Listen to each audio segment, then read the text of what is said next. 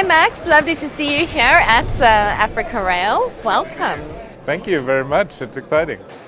You were talking yesterday at the conference. What were some of the things that you were talking about? Yeah, so yesterday we had a big panel as Team Europe, as we call it, on the European Union Global Gateway Initiative.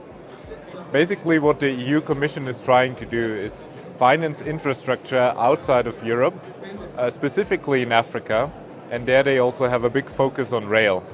So they've identified strategic corridors throughout the continent where they want to support with grants and funds in order to make projects feasible and bankable.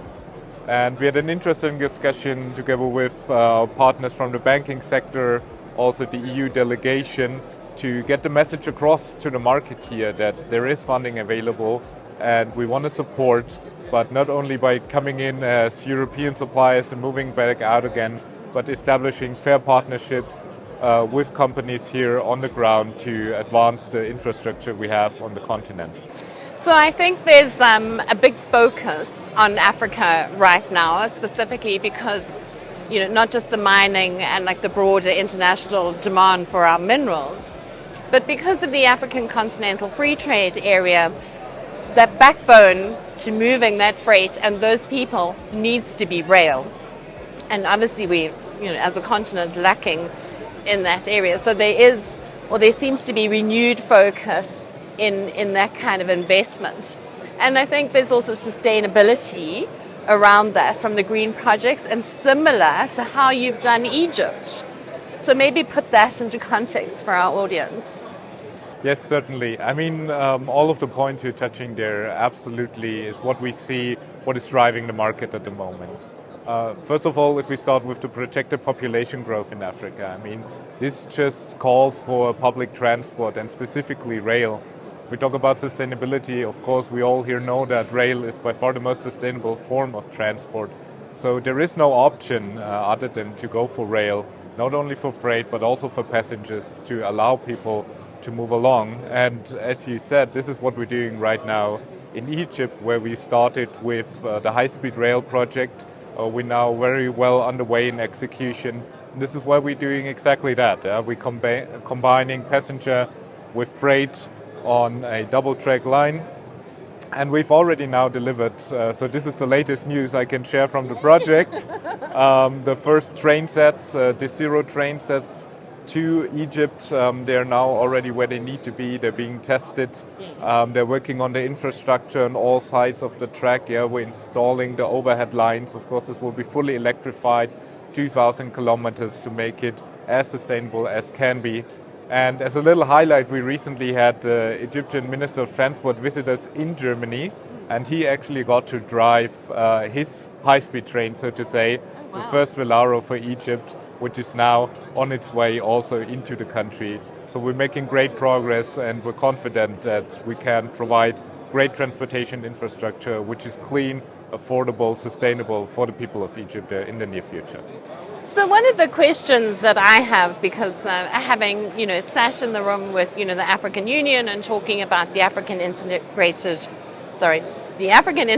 Railway Network, is that the biggest challenge that most of our countries have and railway operators have is that financing aspect. So when you say turnkey projects, it's almost like an EPC, so you design, you build, you produce the rolling stock, and then you fund it. How does this picture all come together?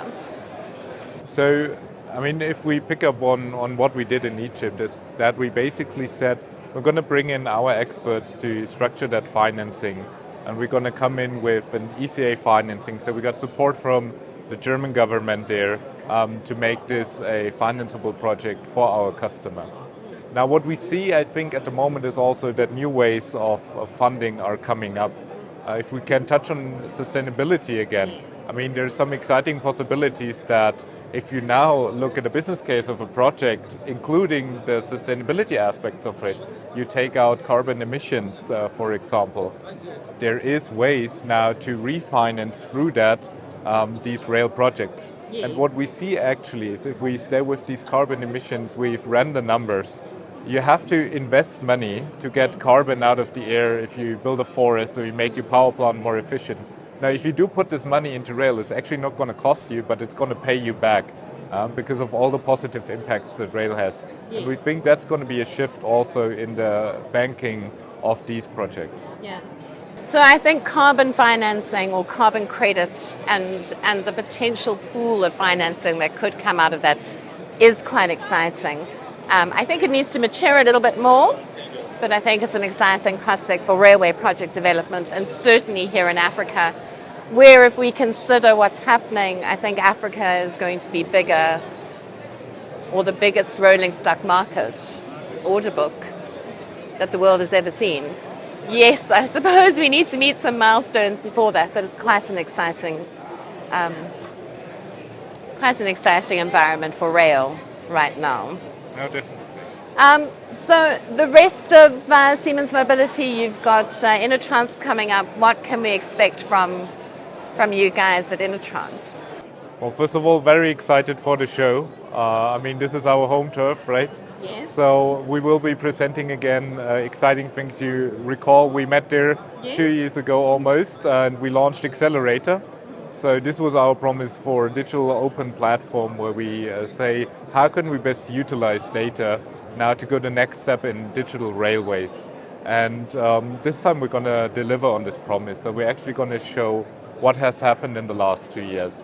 What can we do with different data points talking to each other? What APIs to provide in the train system, in the signaling systems, together with the maintainers in the depots, so we can make the railway as smart as it can be and also increase throughput and punctuality without having to buy more rolling stock, but simply by means of digitalization and data. So I'm very excited for that. Yeah, because I think a lot of our operators, especially here, because we sometimes feel that we're a little bit behind the curve as far as technology goes. And I think it's quite hard to explain that with some of the technology that is available, the return on investment just through the implementation it kind of pays for itself. So really having to demonstrate what technology can do in terms of improving operations, which then translates into revenue. So I'm excited to see what you're going to present. Certainly, and I think if I can connect this with Africa Rail here, I think here we can really leapfrog technological development. That we go directly into the cloud. Yeah? We don't have to go through the same steps that Europe went to with the slow development of signaling systems, but here Africa can really play a big role. I think that they can quickly adopt the most advanced systems, and we're here to help and happy to support.